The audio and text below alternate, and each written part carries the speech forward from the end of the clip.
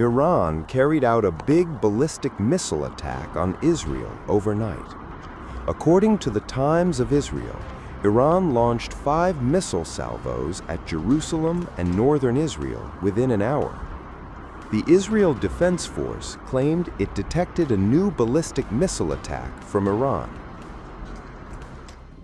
Iran has been relentlessly attacking energy sites and military installations belonging to U.S. and its allies in the Gulf.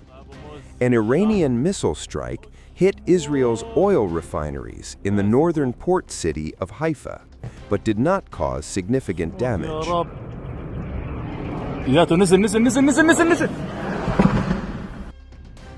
Iran's retaliation came after the Israeli military bombarded the South Pars gas field, said to be the world's largest natural gas field. In a Truth Social post, Donald Trump claimed that Washington, D.C. did not know about the Israeli attacks. Israel acted alone against the Slawiya gas compound. Fact number 2, President Trump asked us to hold off on future attacks, and we're holding out. We are winning, and Iran is being decimated. Iran's missile and drone arsenal is being massively degraded and will be destroyed. Hundreds of their launchers have been destroyed, their stockpiles of missiles are being hit hard, and so are the industries that produce them. That's important. In Rising Line, we destroyed missiles and we destroyed a lot of the nuclear infrastructure. But what we're destroying now are the factories that produce the components to make these missiles and to make the nuclear weapons that they're trying to produce. We're wiping out their industrial base in a way that we didn't do before. Iran's air defenses have been rendered useless. Their navy is lying at the bottom of the sea. Today we hit the other part of their navy in the Caspian Sea. Their air force is nearly destroyed. Close these opening remarks with one other fake news, and that is that Israel somehow dragged the U.S. into a conflict with Iran. Does anyone really think that someone can tell President Trump what to do? Come on.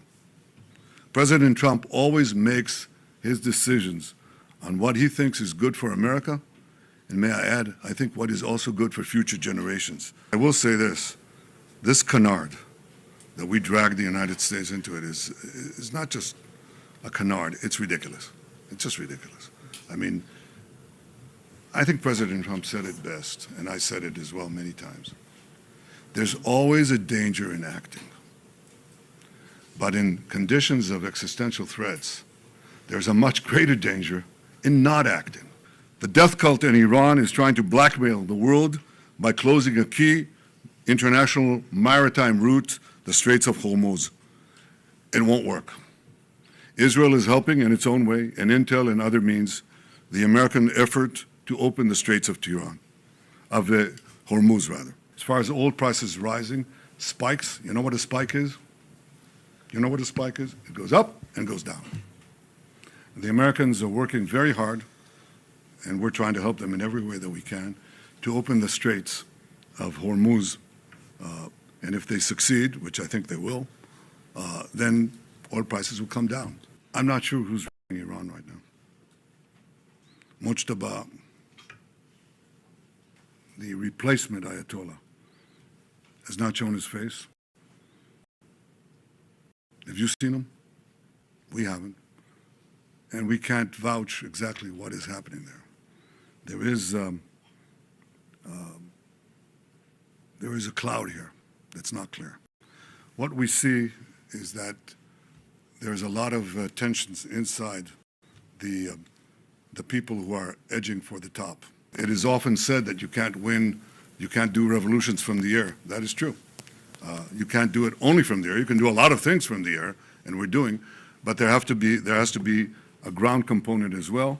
There are many possibilities for this ground component, and I take the liberty of not sharing with you all those possibilities.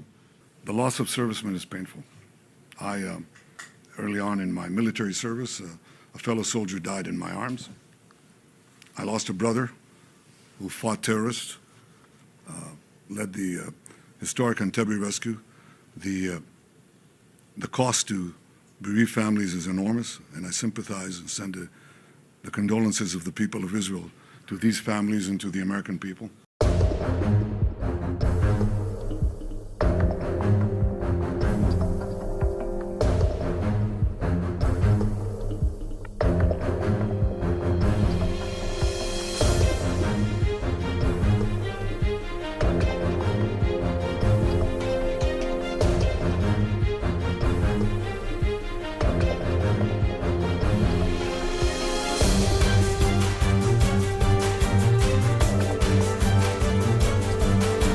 U.S. President Donald Trump has asked Israel not to attack the South Pars gas field in the Persian Gulf, claiming that Washington, D.C. did not know about the strikes that burned the facility earlier and sparked Iranian retaliation against America's Gulf allies.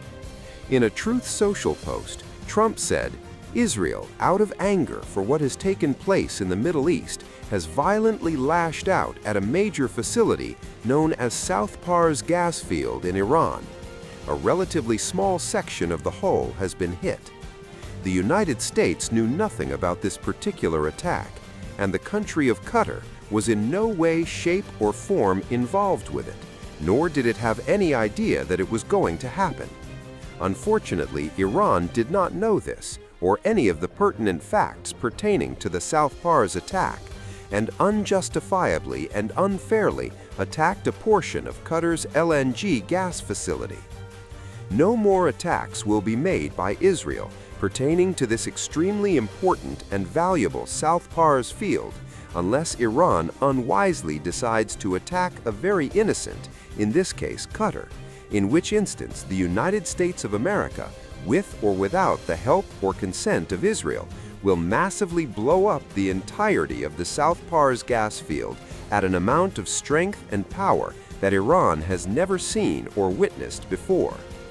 I do not want to authorize this level of violence and destruction because of the long-term implications that it will have on the future of Iran, but if Qatar's LNG is again attacked, I will not hesitate to do so." The Israeli military Wednesday attacked Iran's South Pars natural gas field, part of the world's largest such gas resource and a pillar of the country's energy supplies. Facilities associated with the gas field near Asaloya on Iran's Gulf coastline were on fire on Wednesday, and Iran had vowed to attack energy facilities in other Gulf countries in retaliation. This is a firm and clear warning to the criminals who attacked a part of Iran's fuel and energy infrastructures in the south of the country. As a result of this action, the fuel, energy, and gas infrastructures that are the source of the invasion will be burned and reduced to ashes at the earliest opportunity. We declare to the cowardly and aggressive army of the criminal America and the barbaric and child-killing Zionist regime that you will have no choice but to throw your soldiers into the water and throw your dignity into the wind. The throats of your commanders and soldiers are under the boots of the warriors of Islam.